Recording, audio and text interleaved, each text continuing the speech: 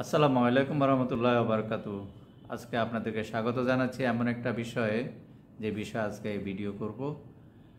বিষয়টি হচ্ছে যে হোমিওপ্যাথিক মিরাকল। হোমিওপ্যাথি যে মিরাকল, এটা আপনাদেরকে বুঝতে হলে আজকে আমি কয়েকটি গল্প বলবো, যে গল্পগুলো বেসিক্যালি হোমিওপ্যাথিক ওষুধ যে কাজ করছে মিরাকলই সেই বিষয়ে। আপনাদের হয়তো অনেকেরই ধারণা আছে যে হোমিওপ্যাথিক ওষুধ ম্যাক্সিমামই ধারণা পোষণ করে যে হোমিওপ্যাথিক ওষুধ অনেক স্লো কাজ করে, ঠিকমতো কাজ করে না, অনেক কিছু। যদি সিমটম এবং আপনার পোটেন্সি মিলে যায়, হোমিওপ্যাথি মিরাকল, সত্যি বলছি মিরাকল, সেটা আপনারা একটু পরে আমি কতগুলো উদাহরণ দিলে আপনি বুঝতে পারবেন। এখন আমি উদাহরণ দিব আমার ঘর থেকে, আমাকে দিয়ে শুরু করব।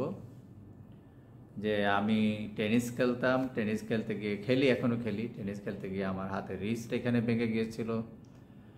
যখন অপারেশন হয়, অপারেশনে যাওয়ার আগে আমি কিন্তু বাসা থেকে কিছু হোমিও ওষুধ নিয়ে গেছিলাম, জানি যে ব্যথা এবং আদার্স রিলেটেড ওষুধগুলো আমার লাগবে। তো বোন ভেঙে গেলে কী ধরনের ব্যথার ওষুধ নিয়ে যেতে হবে সেটা আমার জানা আছে, সেহেতু আমি তো নিয়ে গেলাম। আমার অপারেশন থিয়েটার থেকে যখন পোস্ট অপারেটিভ রুমে আমাকে নিয়ে আসলো, তখন একটা সময় পরে যখন অ্যানেস্থেসিয়া যখন ইম্প্যাক্টটা কমে গেল, আমার হাতে ব্যথা শুরু হলো। তখন আমি উপস্থিত নার্সকে বললাম যে আমার তো ব্যথা হচ্ছে, ডাক্তারের সঙ্গে কথা বলেন। তিনি ফাইলপত্র দেখে বললেন যে আপনাকে তো আর এখন ব্যথার ওষুধ দেওয়া যাবে না, কারণ আপনাকে সাফিসিয়েন্ট ব্যথার ওষুধ দেওয়া হয়েছে, এখন দেওয়ার কোনো সম্ভাবনাই নেই। তখন আমি বললাম, তাহলে আপনি এক কাজ করেন, আমার ওয়াইফকে ক্যাবিনে একটু ফোন দেন, আমার ওয়াইফকে আসতে বলেন। তা আমার ওয়াইফ আসলো। আমার ওয়াইফকে বললাম যে, বুঝিয়ে বললাম অমুক জায়গায় ওষুধটা আছে, তুমি আমার জন্য নিয়ে আসো। তো নিয়ে আসলো। আমি বললাম যে এখান থেকে 2 ড্রপ আমাকে খাইয়ে দাও।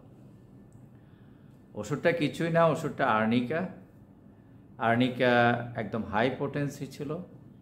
আমাকে 2 ড্রপ খাওয়াই দিল এবং একটুক্ষণ পরে আমার ব্যথা সহনীয় হয়ে গেল, এবং একটা নির্দিষ্ট সময় পর্যন্ত আমার ব্যথাটা সহনীয় ছিল। এখন যদি বলা হয় যে আপনি কেমন পোটেন্সি খেয়েছিলেন, পোটেন্সি আমি আর্নিকার সবচেয়ে হাইস্ট পোটেন্সি যেটা, সেটাই আমি ব্যবহার করেছিলাম।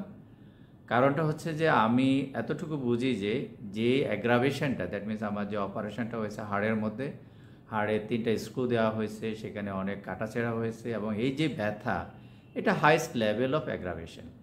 সেই জন্য আমি হাইস্ট পোটেন্সি ওষুধটা আমি ইউজ করেছিলাম, এবং সেই দিন আমি এর রেজাল্টটা কিন্তু আমি নিজেই কিন্তু পেয়েছিলাম মিরাকলে, এবং আমার আর অন্য কোনো ব্যথার ওষুধ লাগে নাই ওই সময়টাতে, যেটা ডাক্তারকে কল করেছিলাম। তো এখান থেকে আপনারা বুঝতে পারছেন যে কেমন মিরাকলই কাজ করে। আরেকটি ঘরের এক্সাম্পল দিই এখানে। আমার ওয়াইফ একবার হঠাৎ করে ফুড পয়জন হয়ে কিন্তু সিভিয়ারলি অসুস্থ হয়ে যান। উনি কিন্তু বাথরুমে গেলেন, বাথরুম থেকে এসে উনি ফ্লোরে পড়ে গেলেন। এত ব্যথা হচ্ছিল যে উনি চিৎকার দিচ্ছিলেন, যে বাথরুম হয়েছিল, উনি ওয়ান কাইন্ড অফ উনি পেইন্ট হয়ে গেলেন।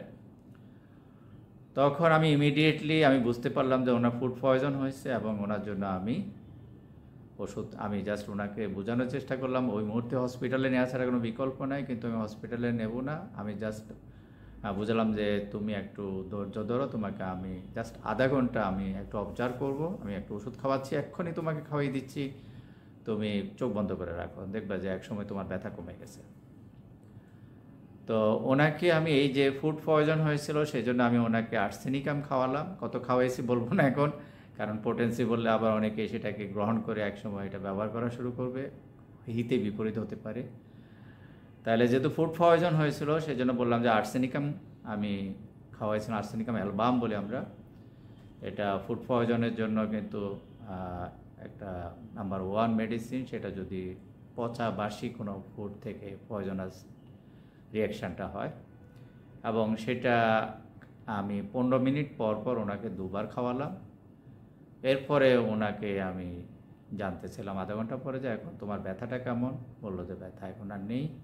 তখন মুখ হাত ধুয়ে ওনাকে রেস্ট নিতে আমি বিছনায় নিয়ে গেলাম, এবং উনি পরের দিন সারাদিন ঘুমালেন। ওই যে বড় ধরনের একটা দখল গেল ওনার উপর দিয়ে, প্রচণ্ড ক্লান্ত হয়ে গেছিলেন, সেই ক্লান্তিটা রয়ে গেছিলো।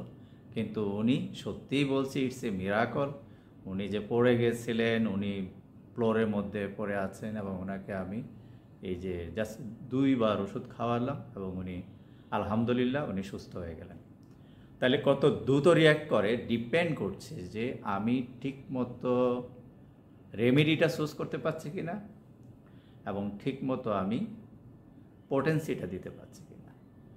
তাহলে দুটো জিনিস, একটা হলো রেমেডি আর একটা হলো পাওয়ারটা কত ওষুধের, এবং সার্কামস্ট্যান্সেস, দ্যাট মিন্স ঘটনাটা কেমন ঘটেছে, ঘটনা যেরকম ঘটবে সেরকম কিন্তু আমাকে রেমেডি এবং পাওয়ার ঠিক করতে হবে। তাহলে রেমেডিটা চুজ করতে হবে সিমটমের উপরে, আর সিমটমের অ্যাগ্রাভেশনের উপরে নির্ভর করে আমাকে পোটেন্সিটা ঠিক করতে হবে। তো গেল এই দুটি ঘটনা নিজের ঘরের মধ্যে। আরেকটি ঘটনা বলবো, আমার জিআইএস ট্রেনিংয়ের একজন স্টুডেন্ট ফজলে রাব্বি, উনি ওয়ার্ল্ড হেলথ অর্গানাইজেশনের একজন আইটি এক্সপার্ট। উনি যেহেতু আমার জিআইএস ট্রেনিং করছিলেন, আমি হোমিওপ্যাথিক গল্পগুলো বলতাম, তাই একসময় ওনার কোনো প্রবলেম নেই, উনি আমাকে শেয়ার করলেন, ওনাকে আমি কিছু রেমেডি সাজেস্ট করলাম এবং উনি খেয়ে খুব উপকৃত হলেন। সেই জন্য উনি আমার প্রতি খুবই আমার ভক্ত।